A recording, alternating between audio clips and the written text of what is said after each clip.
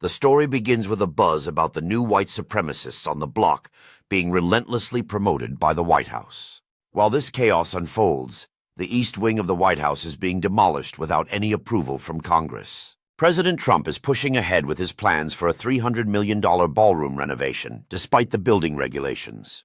The problem is, the president does not own the White House. He's allowed to live there by Congress, not to renovate it. Any planning or approval for renovations must go through Congress, which hasn't convened since the Epstein scandal emerged. The Congress hasn't met in months, and they seem to be embroiled in their own turmoil, ignoring the pressing issues. Meanwhile, an extra House Democrat has declared she would vote to open the Epstein files, shaking things up. However, Speaker Mike Johnson remains loyal to Trump, obeying the Fuhrer and blocking any legislative action. This alliance between Johnson and Trump means no substantial checks on the president's clandestine plans. On television, Vance tried to dismiss online white supremacy, claiming it was just kids telling harmless jokes.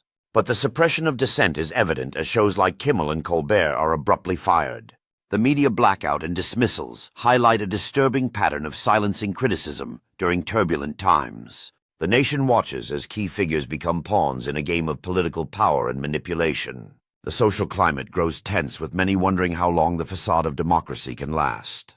Behind the scenes, covert negotiations and backdoor deals threaten to erode the foundations of governance.